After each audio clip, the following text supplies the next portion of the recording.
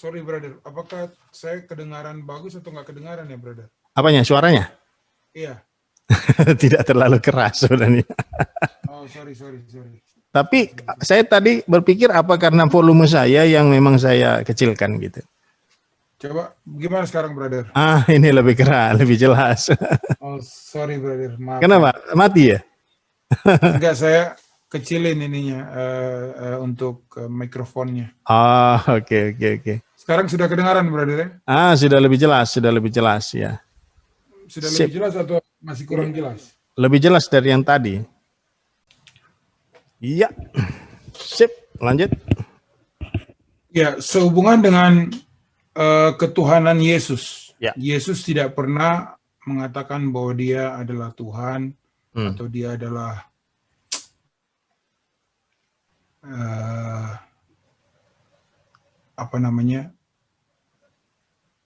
pencipta, atau maksudnya ini kan statement yang didapat ada tendensi dia bicara seperti itu, tetapi dia sendiri tidak pernah mengatakan kata itu yang kadang-kadang banyak dipertanyakan ya. Kalau kita lihat di internet banyak sekali dipertanyakan, oh Yesus tidak pernah mengatakan bahwa dia Tuhan, kenapa kita kok menyebut Yesus itu sebagai Tuhan?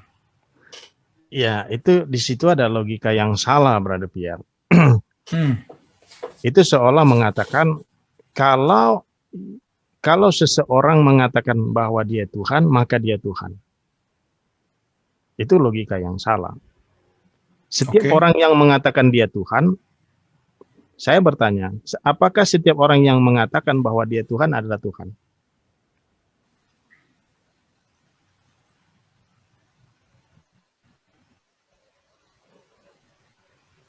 Misalnya ada orang yang mengatakan saya Tuhan, apakah dengan mengatakan dia Tuhan, maka dia adalah Tuhan?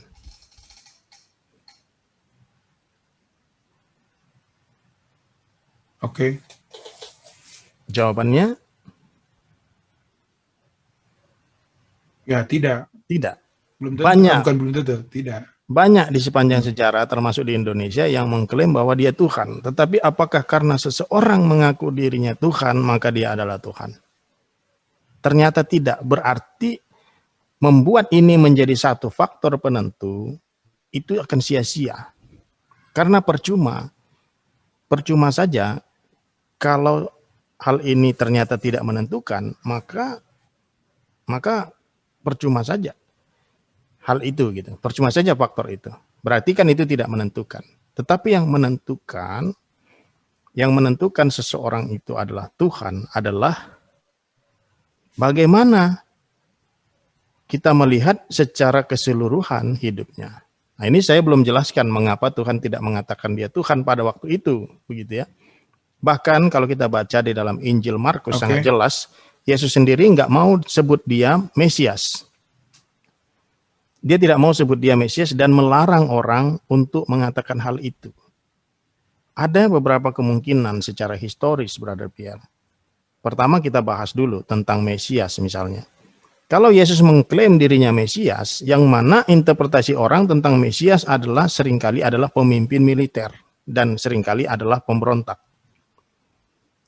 Yang sangat berbeda arti dengan apa yang dikatakan oleh Alkitab sebenarnya, begitu ya. Terutama dalam perspektif Kristiani. Nah, kalau Yesus mengatakan dia adalah Mesias, maka satu kali ngomong, mungkin dia langsung ditangkap, Brother Pierre. Dia tidak bisa melayani lagi. Karena Mesias pada saat itu identik dengan pemimpin militer, pemimpin pemberontakan. Begitu. Nah, sama juga dengan Yahweh.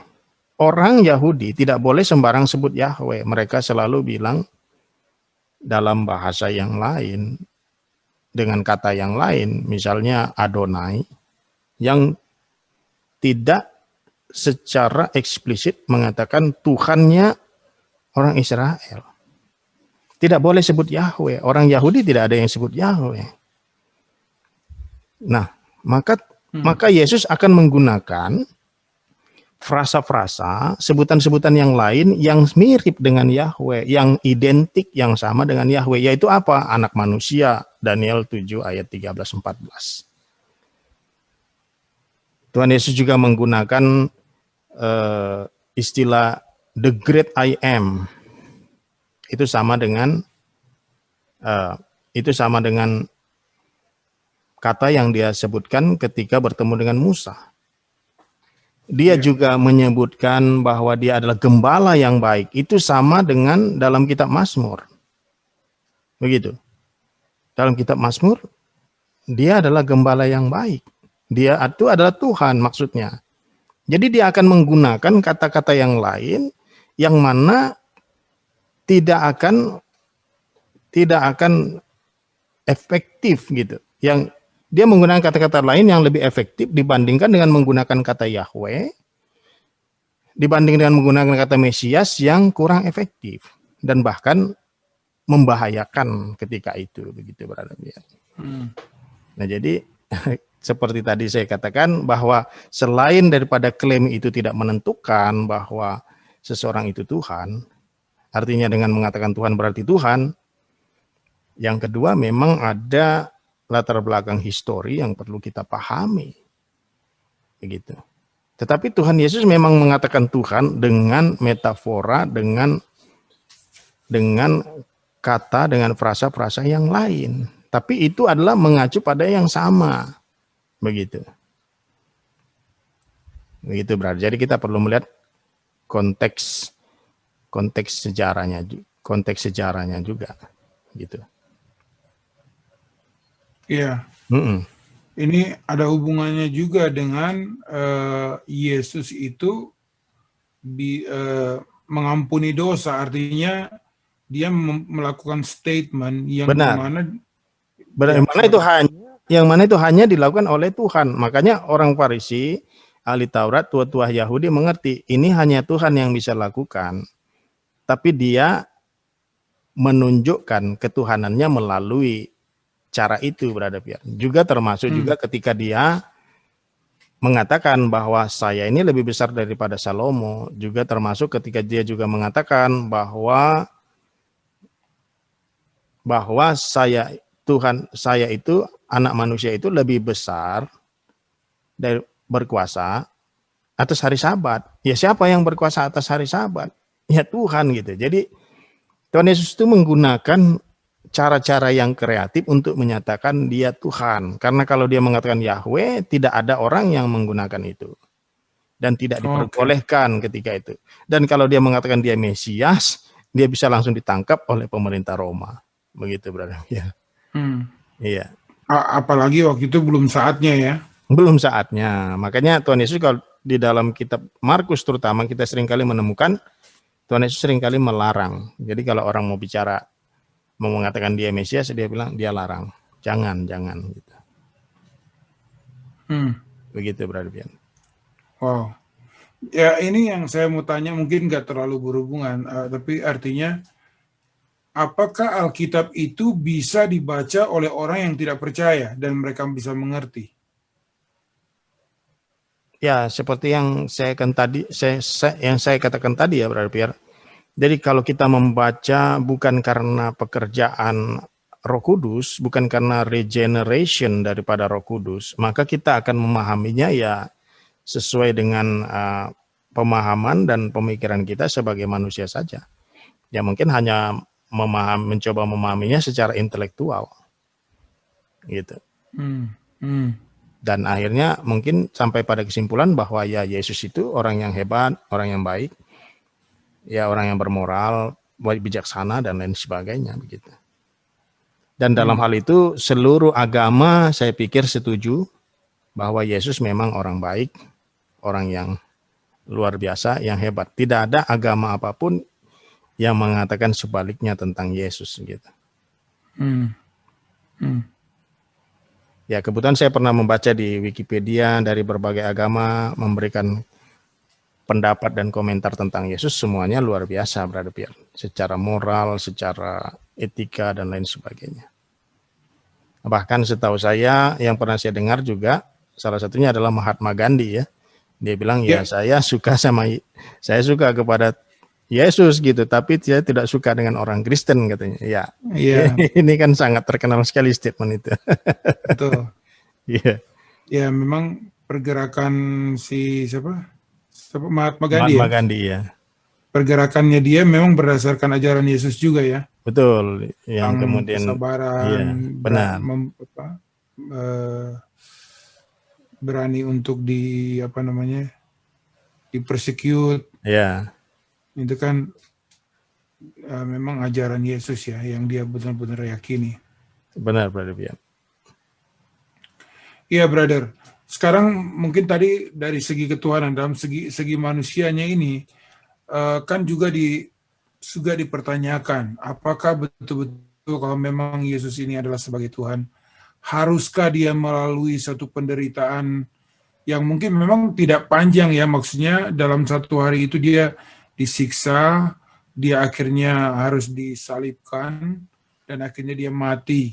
Dan ini artinya kan dipertanyakan kenapa Tuhan orang Kristen itu atau kita sebagai orang percaya kepada Kristus itu kok Tuhannya mati ya, walaupun memang setelah itu bangkit itu tidak diteruskan ceritanya bahwa dia bisa bangkit gitu. Jadi bagaimana kita menjelaskan ini, brother? Ya mungkin pertanyaannya kira-kira apakah nggak ada cara yang lain gitu ya? Mungkin yang seperti orang sering katakan ya, apakah tidak ada cara yang lain gitu ya? Betul. Iya, mungkin jawaban sederhananya ya karena persoalan kita itu dengan Tuhan gitu. Jadi nggak bisa cara kita juga. Gitu. Caranya ya harus cara Tuhan. Karena ini kan berkaitan dengan legal, hal yang legal menurut pandangan Tuhan. Ya hal yang legal menurut pandangan Tuhan itu seperti itu dalam konteks kejatuhan dan juga penebusan kita begitu. Bahwa ini adalah sesuatu yang harus dibayar dengan kematian Kristus di atas kayu salib, dan itu memang sudah direncanakan oleh Tuhan mengenai penebusan ini begitu Brother Pierre. Jadi karena yang bermasalah adalah kita terhadap Tuhan, maka tidak bisa cara kita, tidak bisa sesuai dengan pikiran kita begitu. Tapi ya tentunya harus sesuai dengan pikiran Allah dan cara Allah begitu kan. Begitu Brother Pierre. Iya, kalau ikut cara manusia ini kan macam-macam maunya. Iya. Begitu ya, Brother Pierre. Iya. Jadi maka tentu cara Allah yang harus dilakukan gitu. Dan caranya Allah itu harus cara yang benar dan memang yang tadi Brother bilang legal, artinya legal. Sesuai dengan rencana dia dan itu harus digenapi gitu kan. Iya. Maksudnya tidak bisa misalnya dengan cara-cara yang mungkin menipu atau yang tidak benar. Gimana kalau kita punya Allah yang gitu ya, brother? Iya, benar. Atau mungkin ya udah diabaikan saja lah, itu kan cuman sekedar makan pohon itu aja gitu kan. Makan buah pohon udah nggak usah dipersoalkan gitu. Ya nggak gitu juga gitu. Ya karena betul. itu sorry brother, saya coba mau tanya mengenai itu tuh. Maksudnya kan saya kemarin dengar Paul Washer bicara tentang itu. Maksudnya kok kita cuman makan buah pohon itu gitu. Kok kita bisa jatuh dosa gara-gara itu kan? Iya.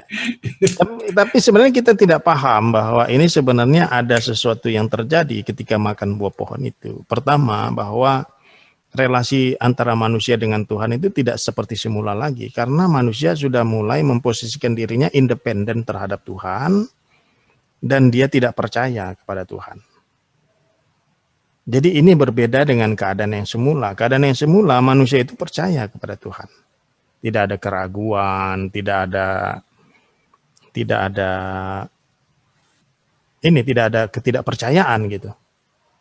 Tapi ketika jatuh itu sebenarnya diawali dengan ketidakpercayaan. Jadi kita melihat dosanya itu bukan gara-gara makannya saja, tetapi itu diawali dengan keinginan manusia untuk terpisah dan independen, terpisah dari Tuhan dan tidak percaya kepada Tuhan. Maka ini menjadi dua pihak yang berbeda. bukan satu lagi di dalam Tuhan begitu. Ya. Sehingga nanti di dalam penebusan juga, dalam penebusan juga kita pahami bahwa Tuhan menebus kita, membeli kita, membayar kita, dan kemudian mengadopsi kita menjadi anaknya, menjadi satu pihak lagi. Itu ibarat seperti kalau dalam perjanjian lama itu istrinya Gomer, istrinya Hosea, Gomer, itu meninggalkan Hosea. Dan kemudian akhirnya kehidupannya hancur dan kemudian dia menjadi budak dan dijual. Wow. Hosea itu sudah dalam hal itu sudah terpisah daripada istrinya. Begitu Brother Pierre. Tapi kemudian yang dilakukan oleh Hosea adalah dia membeli istrinya itu, kemudian tidak ada orang yang bisa berbuat apa-apa terhadap istrinya karena sudah secara legal itu sudah milik dia. Sama kira-kira gambarannya begitu. Jadi kita ini seperti Gomer yang sudah dibeli itu. Gitu. Sehingga tidak ada pihak lain, tidak ada orang lain yang boleh mengganggu gugat gitu. Ya, karena kita sudah menjadi bagian daripada keluarga Kristus, menjadi bagian daripada menjadi satu dengan Kristus, mempunyai identitas Kristus setelah kita diadopsi menjadi anak Allah, gitu. Anak-anak Allah, gitu. Anggota keluarga Allah. Karena sebenarnya isu relasi ini yang menjadi isu yang terbesar. Ketika manusia tidak percaya, mereka memisahkan diri daripada Tuhan dengan ketidakpercayaannya itu. Ya. Sedangkan memakan buah itu adalah tindakannya yang didasari atas ketidakpercayaan tadi, begitu. Jadi ketidakpercayaan pun adalah dosa, ketidakpercayaan kepada Tuhan. Maka Tuhan itu kan sangat concern dengan kepercayaan itu. Gitu. Jadi sedikit mengenai dosa ini artinya jadi hasilnya itu bukan melulu harus selalu sepertinya wah gitu, maksudnya wah mengakibatkan ini ini, tapi apa yang dibalik itu yang sebenarnya mengakibatkan dosanya itu ya brother ya. Benar brother. Jadi pemahaman kita selama ini secara umum kan bahwa dosa itu adalah berbuat kriminal, membunuh, merampok, memperkosa, yang besar-besar begitu. Tapi sebenarnya dosa di hadapan Tuhan itu sangat luas sekali. Kita tidak memuliakan Tuhan, itu dosa. Kita tidak memenuhi standar Tuhan dalam hal kehendaknya, moralitas, dan lain sebagainya, itu sudah dosa. Dalam hal misi Tuhan, dosa. Kita, ya, tidak sengaja misalnya, atau lalai, itu pun masuk dosa. Jadi dosa itu luas sekali. Jadi selain commission yang memang kita bertindak secara sengaja, tapi dosa juga omission. Omission itu adalah di luar daripada yang tindakan kesengajaan itu. Jadi luas. Makanya kita ini nggak akan bisa membayar dosa kita. Apalagi teori yang mengatakan bahwa dosa kita bisa bayar dengan perbuatan baik kita. Kayaknya lebih banyak kegagalan kita setiap harinya daripada kebaikan kita. Maka yang ditawarkan oleh Yesus adalah kebenaran secara posisional. Dengan cara apa? Dengan cara dia mati di kayu salib. Dia menggantikan kita. Itu seperti memberikan kebenarannya pada kita, kemudian menanggung dosa-dosa kita. Hanya itu yang mungkin, brother. Dan mungkin ada kritik mengatakan, tapi kan itu dosa kamu, kenapa harus dia yang menanggung? Begitu misalnya. Karena ini berkaitan dengan pihak tadi saya katakan. Sama seperti Gomer dan Hosea tadi. Ketika Hosea membeli Gomer, maka segala sesuatu tentang Gomer menjadi tanggung jawab Hosea. Begitu, brother. Itu menjadi tanggung jawab. Karena itu sudah menjadi miliknya. Itu kan seperti seperti Wow. membeli budak ya, membeli budak. Karena memang waktu itu istrinya dijual seperti budak. Sebelum dia membeli, sebelum Hosea membeli, ya orang bisa berbuat apa saja terhadap Gomer ini. Dan Gomer ini memang harus membayar dan harus melakukan apa saja yang dikehendaki oleh orang lain. Seperti tuannya, misalnya tuan dia sebelumnya, sebelum Hosea membelinya. Tapi setelah Hosea membelinya, maka dia menjadi satu pihak dengan Hosea. Itu sama seperti kita, ya maka kita menjadi benar di dalam Kristus secara posisional. Oke. Iya. Secara posisional kita benar, secara legal kita sudah benar karena sudah dibayar oleh Yesus melalui kematiannya di kayu salib, begitu. Jadi kita nggak bisa juga bilang, wah itu kan orangnya baik banget ya. Nggak bisa. Maksudnya nggak bisa ya. Nggak bisa, karena ketika manusia tadi, saya katakan Brother Pierre, ketika manusia tadi terpisah karena tidak percaya tadi, maka terjadi apa yang disebut dengan total inability. Tidak ada kemampuan lagi memuliakan Tuhan. Tidak ada kemampuan lagi untuk berkenan di hadapan Tuhan karena relasinya tadi sudah terpisah. Sudah hancur karena tadi sudah tidak percaya tadi, Brother Pierre. Secara relasinya ini kan udah nggak sempurna. Jadi kata dosa ini sendiri bukan selalu mengartikan satu tindakan kejahatan, tapi dosa ini artinya sudah meleset daripada yang awalnya. Ini kan meleset daripada ciptaan awal, di mana Tuhan mengatakan semuanya baik ini. Tapi ketika manusia itu tidak percaya, meleset dia, nggak bisa lagi berkenan di hadapan Allah, begitu Brother Pian. Tidak bisa lagi, total inability, tidak bisa lagi berkenan di hadapan Allah, begitu. Wow.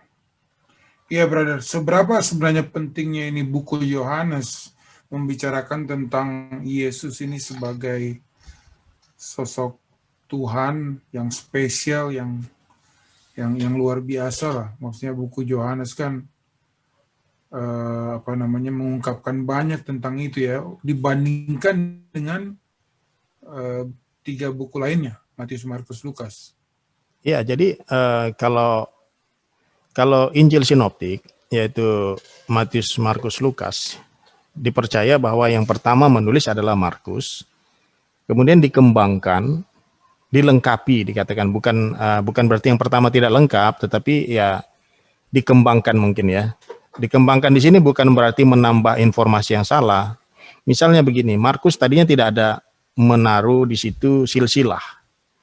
Jadi biasanya di dalam tulisan-tulisan kuno, ancient biografi, biasanya hal-hal tentang silsilah dan lain sebagainya sebenarnya tidak terlalu penting. Yang paling penting adalah bahwa mereka mencatat pengajaran daripada pemimpin-pemimpin yang di mana mereka mau mencatat tentang biografinya. Contoh tentang Plato mungkin mau menulis tentang Socrates misalnya, atau tokoh-tokoh filsafat yang lain. Biasanya yang mereka tekankan itu adalah kehidupannya, walaupun tidak harus sangat detail sekali seperti sejarah modern, tapi yang setidaknya ada gambaran umum tentang hidupnya dan pengajarannya. Itu biasanya biografi kuno biasanya seperti itu bentuknya ya, secara bentuk begitu, Brother Pierre. Nah, jadi Matius, Markus, Lukas dan Markus dan Lukas ini lebih kepada gambarannya seperti biografi begitu ya, Brother Pierre. Biografi, dan Lukas lebih menekankan juga catatan-catatan sejarahnya. Dia tulis juga pada pemerintahan ini, rajanya pada saat itu ini, gubernur pada saat itu adalah, dia sebutkan sampai ke situ gitu. Kalau Lukas ya, gitu. Jadi bukan berarti ini ketika Markus menulisnya, ketika Markus tidak menulisnya berarti itu salah, tetapi kita bisa melihat bahwa keempat Injil ini saling melengkapi satu sama lain gitu. Dan kalau Yohanes memang menekankan hal-hal teologis. Jadi mungkin karena Yohanes ditulis lebih akhir, sekitar tahun 90, maka mungkin Yohanes berpikir saya mungkin tidak perlu menulis begitu lagi. Jadi sehingga Yohanes lebih kepada menekankan pemahaman-pemahaman teologisnya gitu. Pengertian-pengertian teologisnya, sehingga dari awal pun dia sudah sebutkan. Mulai dari ayat 1 itu sudah hal teologis. Dia katakan pada mulanya adalah firman, firman itu bersama-sama dengan Allah, dan firman itu adalah Allah. Begitu. Wow. Ya, jadi dia berbicara bahwa Yesus itu adalah sang firman. Kemudian dia jelaskan lagi pada ayat 3, bahwa firman itulah yang menciptakan segala sesuatu. Begitu. Jadi sama seperti Philo, orang filsuf Yahudi, mengatakan bahwa Tuhan menciptakan alam semesta dengan firman. Begitu. Jadi orang-orang Yahudi juga mengerti bahwa yang menciptakan segala sesuatu itu adalah firman. Jadi itu seperti bahwa Tuhan itu yang mempunyai rencananya, lalu firman itu yang mengeksekusinya, begitu kira-kira. Jadi ya di dalam Injil Yohanes, begitu juga dengan surat-surat Paulus, itu konsisten mengatakan bahwa Yesus adalah sang firman. Dia yang menciptakan segala sesuatunya, begitu. Dan dia yang menyatakan dirinya kepada manusia. Yesus yang menyatakan Bapa kepada manusia pada ayat 18.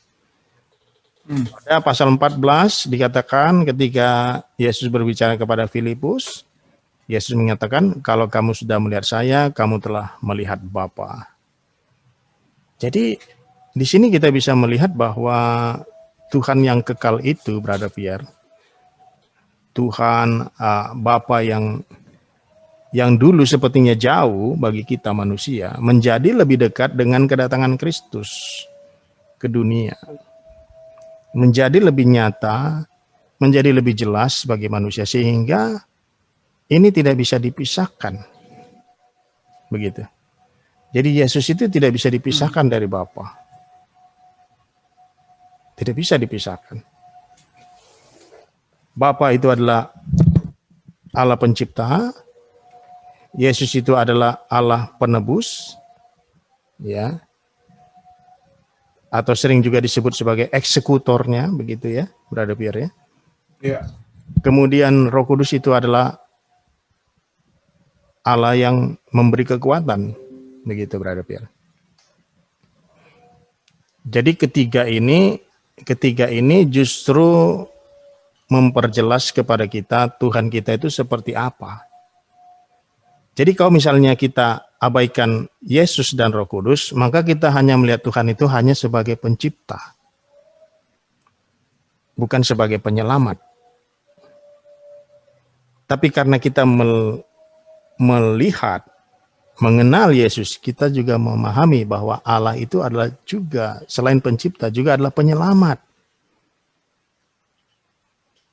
Dan karena kita kemudian setelah kita mengenal Roh Kudus, kita juga mengerti bahwa Allah itu juga adalah sustainer, dia juga yang memberi kekuatan. Dia hadir di dalam kehidupan umatnya, begitu Brother Pierre.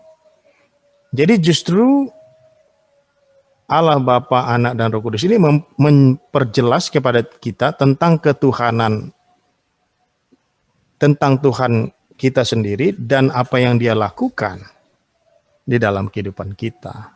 Begitu. Iya. Mungkin kita tutup dengan yang Yohanes 3 ayat 16 ini, Brother. Ya. Ini ada satu statement yang sebenarnya sangat besar ya, dan dikatakan karena begitu besar kasih Allah akan dunia ini sehingga Dia mengaruniakan anaknya yang tunggal supaya setiap kita yang percaya tidak binasa. Jadi artinya setiap orang itu ataukah yang percaya saja, atau maksudnya apakah, ini juga mungkin pertanyaannya Brother, apakah satu saat dunia ini akan percaya kepada Kristus atau tidak? Ya, realitasnya tidak semua orang percaya, Brother Pierre. Tidak semua orang percaya. Jadi dari dari kacamata, dari perspektif Alkitabiah, dari perspektif Tuhan, kita memahami bahwa keselamatan itu adalah anugerah Tuhan, karena Tuhan, gitu. Kedaulatan Tuhan. Oke. Dan meskipun berita Injil itu diberitakan kepada seluruh umat manusia, atau yang dikenal dengan general call, artinya kita memberitakannya kepada seluruhnya secara general, tetapi yang efektif bisa menerima itu hanya orang-orang yang memang sudah dipilih oleh Tuhan.